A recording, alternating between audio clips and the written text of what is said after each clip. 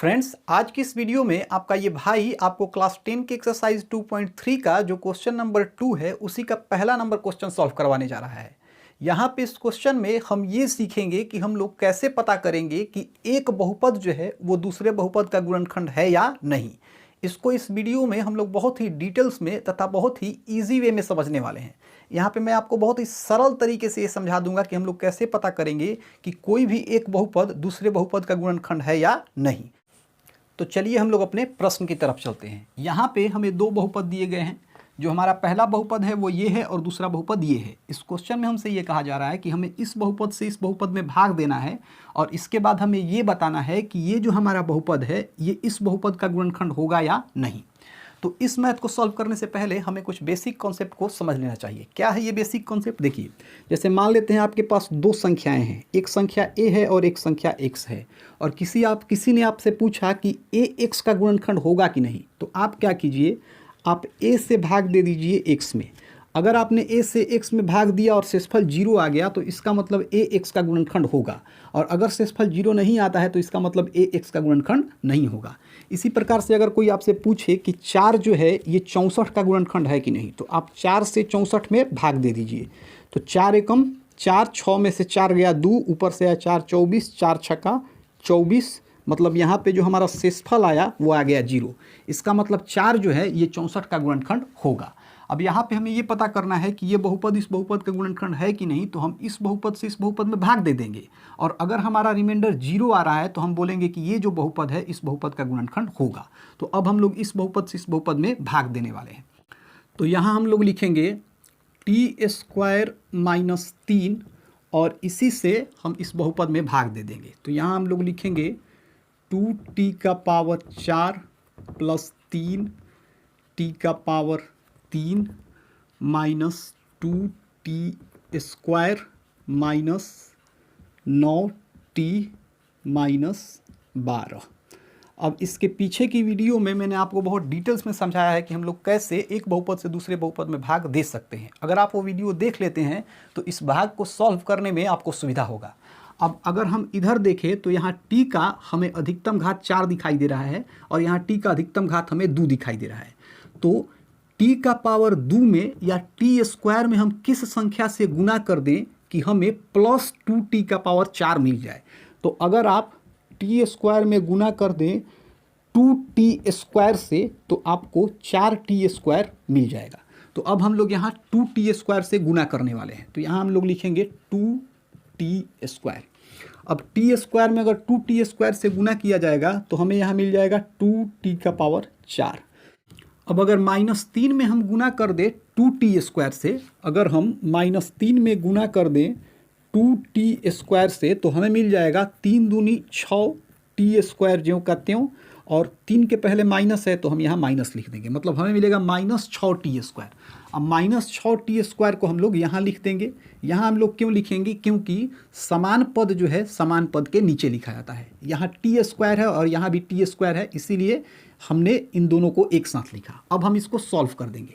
तो मैंने आपको बताया था कि हम क्या करते हैं, बहुपद को जब हम भाग देते हैं तो हम क्या करते हैं कि ये जो हमारा नीचे वाला संख्या है, नीचे वाले संख्या के पहले जो भी चिन्ह रहता है इस चिन्ह का हम लोग उल्टा लिखते हैं। तो यहाँ हमारे पास प्लस है, प्लस का उल्टा क्या हो जाएगा? माइनस।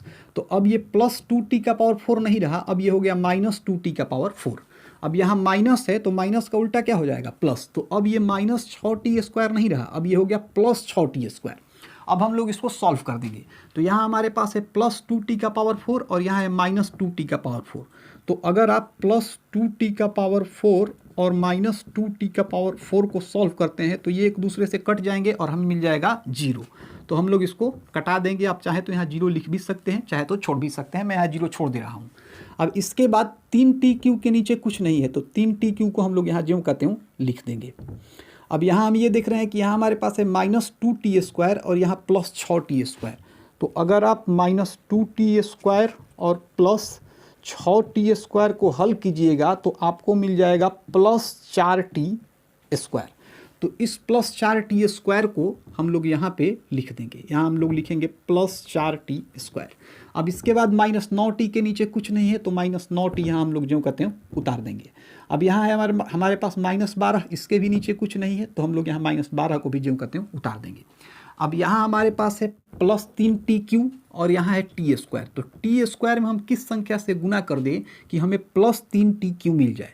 तो अगर आप t² में गुना कर देते हैं 3t से तो आपको 3t³ मिल जाएगा। तो अब हम लोग 3t से गुना करेंगे, तो यहाँ हम लोग लिखेंगे प्लस 3t। तो अगर t² में 3t से गुना करेंगे तो हमें मिल जाएगा 3t⁻3 और -3 में अगर 3t से गुना करेंगे, -3 में अगर गुना कर दें हम 3t से तो देखिए तितरी का 9, इसके बाद t है तो t यहाँ हम जो कहते हैं लिख देंगे, ये माइनस है तो हम लोग यहाँ माइनस लिख देंगे, मतलब हमें मिलेगा -9t। अब -9t को हम लोग यहाँ लिख देंगे। अब हम लोग इसे सॉल्व करेंगे।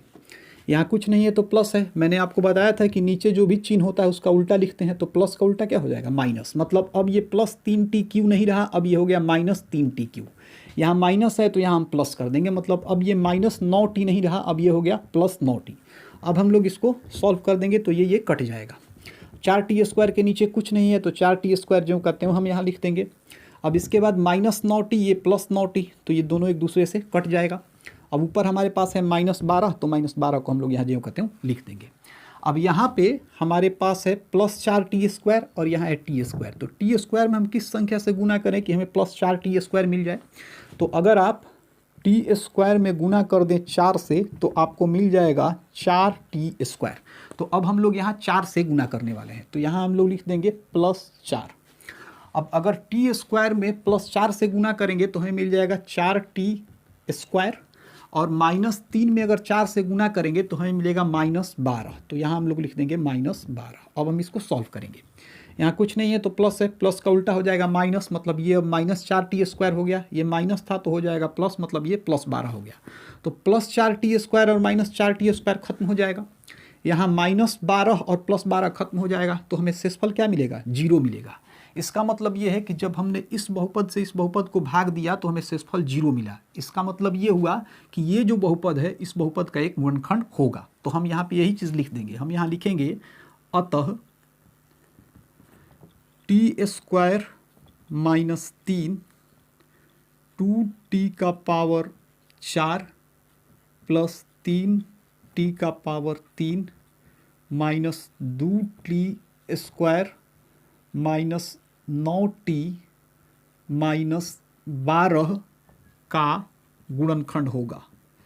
गुणनखंड होगा। और इस तरीके से जो हमारा क्वेश्चन नंबर 1 था इसे हमने सॉल्व कर लिया। अगर आपको ये वीडियो अच्छी लगी हो तो इसे अपने दोस्तों के साथ शेयर कीजिए और मेरे यूट्यूब चैनल को सब्सक्राइब कीजिए। मिलते हैं अपनी अगली वीडियो में।